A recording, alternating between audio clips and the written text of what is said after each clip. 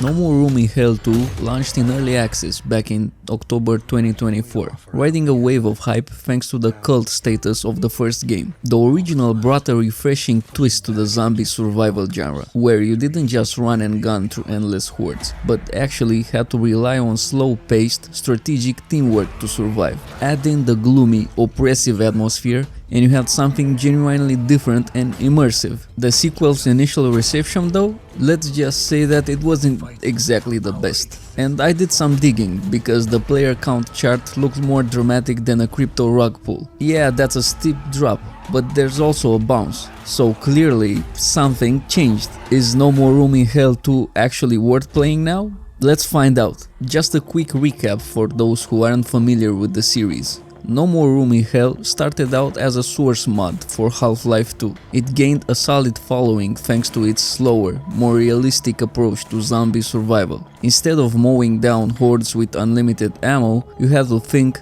conserve, and work with your team, which made every encounter tense and meaningful. It eventually got a standalone release and became something of a cult classic. Fast forward a few years and the original developer, Lever Games, gets acquired by Thorn Banner Studios, the studio behind Chivalry, and from there the sequel spent a few good years in development. With that much time in the oven and a loyal fanbase behind it, expectations were sky high when No More Room in Hell 2 finally hit early access back in October. But let's just say that the devs probably should have left it in the oven a little longer. The launch was brutal, but not in the good zombie horror way, in the why is this even released kind of way. The game was riddled with server lag, broken matchmaking that threw together players from opposite ends of the planet, and game-breaking bugs that made you want to uninstall before the first mission even ended. For a game in which your character is lost forever after dying, it was frustrating to wake up dead after a random lag spike, or to see that hits are not registering properly while you are in a tight spot. Rage-inducing stuff that makes you refund and never buy an early access game again. Now look, we've seen big companies mess up launches before. Diablo 4 had infamous server issues. Battlefield 2042 was a technical mess. So it's not entirely surprising that a smaller team would struggle too. But if the problems had stopped at the technical level, fans might have been forgiving. The real heartbreak came from the design choices. The sequel dropped or just failed to implement some of the key mechanics that made the first game special. The slow, deliberate pacing, mostly gone. Strategic survival and scavenging for supplies, replaced with fast-paced action and generous firepower. It felt like the game was trying to become the very thing the original No More Room in Hell stood against, an arcade shooter instead of a tense survival experience. For example, No More Room in Hell 2 launched with just a single game mode, one map, a limited selection of weapons, and barely half the features fans were expecting. It didn't even include the infection system, the signature mechanic that made the first game so tense and memorable. That alone made it feel like a completely different game. Another odd design choice was the shift in how the interface worked. In the original, part of what made the experience immersive was the complete lack of a HUD. No crosshair, no ammo counter, no floating arrows to guide you. If you wanted to check your ammo, you had to manually inspect the chamber. Everything was minimal, immersive, and grounded. It felt raw, and that hardcore approach is exactly what made the original stand out. And from here, you can easily guess what happened next. The game fell into mostly negative reviews, with many users reporting the same issues: lag, game-breaking bugs, shallow content, and missing features. For many long-time fans of the original mod and standalone release, this felt less like a worthy sequel and more like a rushed spin-off using the same name. But as the player graph showed earlier, No More Room in Hell 2 still managed to get a decent amount of positive reviews, mainly from people who either saw the potential or were simply hoping the devs would turn things around. And honestly, they weren't entirely wrong. Visually, the game already looked solid at launch. The environment had a gritty, decayed feel that nailed the oppressive, post-apocalyptic tone. The map was impressively large and atmospheric. Even in its rough early state, you could still find moments of immersion. Those tense stretches of silence while creeping through abandoned streets, or the chaos of holding off a horde with barely any ammo left. There were glimpses of what could be, and for some players, that was enough to stick around. But what about now? It's been roughly 6 months since the chaotic launch. Multiple patches, content drops, and community feedback later, has the game actually improved? Well, judging by its current mostly positive rating on Steam, it seems like something definitely shifted. Not only that, but the game recently saw a notable spike in players, which usually doesn't happen unless there's real progress being made. And after playing it myself over the past couple of weeks, I can safely say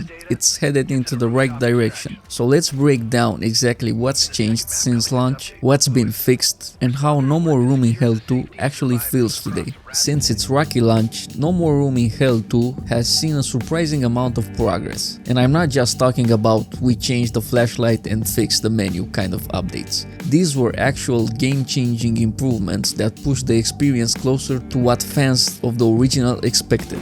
Let's start with the big one. The infection system is finally back. This was one of the most defining features in the first game. The constant threat of turning into a zombie yourself. It's not a gimmick, it's part of the core gameplay. You can still fight, but you know what's coming. So you either buy more time with pills, or if you are extremely lucky, you might even find a gene therapy device and cure yourself. But most of the time it won't be the case, and when that inevitable end comes, you had a hard choice to make. Either turn into a zombie, potentially endangering your squad, or self-sacrifice, letting you go out on your own terms. It's grim but effective, and it helps in further immersing the players into the bleak reality of a zombie apocalypse. Another major shift came from the caliber-based ammo rework, which fixed a lot of the chaotic, almost arcade-like gunplay from launch. Now, ammo is sorted by caliber, forcing players to think more tactically about what they're carrying and how they're using it. Combine that with the newly added weapon attachments, and combat finally feels like it has depth. Then there's Nightmare Mode, a total overhaul of difficulty that strips away your UI, clouds your vision with fog, and removes any hand-holding. No objective markers, no interaction prompts, just raw survival and tension.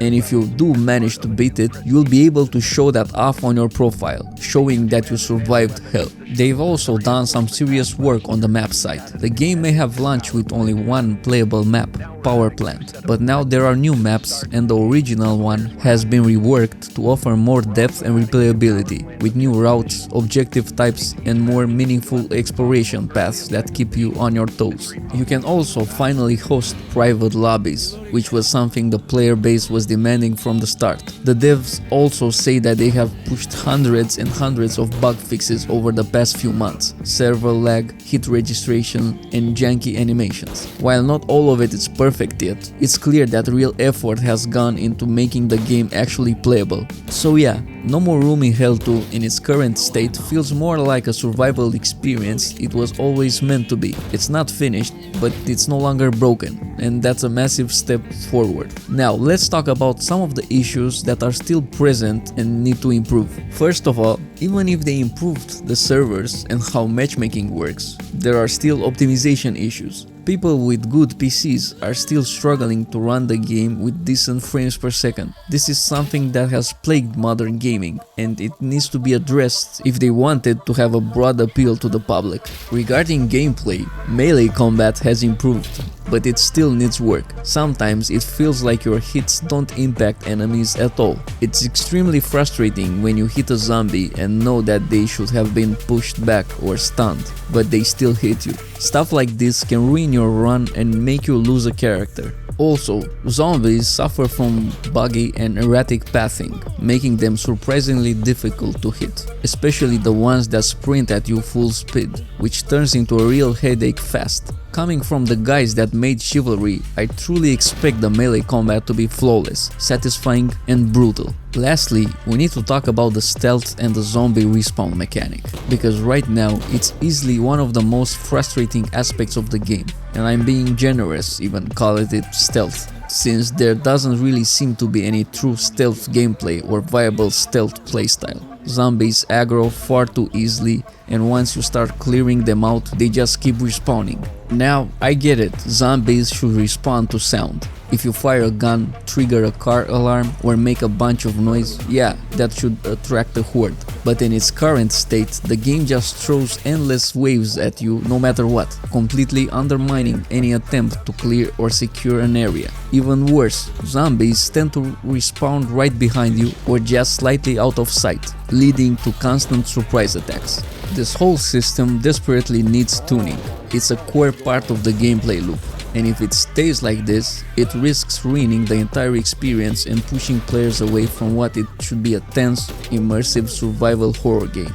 And of course, there are still plenty of other things that need polishing, fixing, or just outright adding, like more game modes and a progression system that feels meaningful and rewarding. But since the game is still very much a work in progress, all we can do for now is wait and see how it evolves. Hopefully, this turns into one of those cases where the devs genuinely listen to feedback, learn from early missteps, and shape the game into something that truly earns the title of a proper sequel to No More Room in Hell 1. But is it worth buying in its current state? Well, that depends. Right now, the game costs $30, and it's nowhere near a finished product. If you are looking for a fun, co-op zombie survival experience, there is something here. It does give off the vibe of a modernized take of the original, but it still needs work and some smarter design choices before it can fully deliver on its potential. That said, the potential is there. There are moments where it really pulls you in, where the atmosphere clicks and you feel immersed into the chaos of a zombie apocalypse. It even gives off early Walking Dead vibes when it works. Rick, the walkers, Rick! I bought it after watching a bunch of reviews, not expecting much, but I like the setting and I want to see a good zombie game succeed. It's worth a buy as long as you are fully aware of the state of the game, see the potential, and want to support the game in early access. If you are expecting something fully fledged or close to being released, maybe there are other options out there for you that might offer more value. But let me know in the comments what you think about No More Room in Hell 2 and how would you like it to evolve going forward. And if you are still here and enjoyed the video, please consider leaving a like and subscribing, as it helps the channel grow. Thanks for watching and see you on the next one.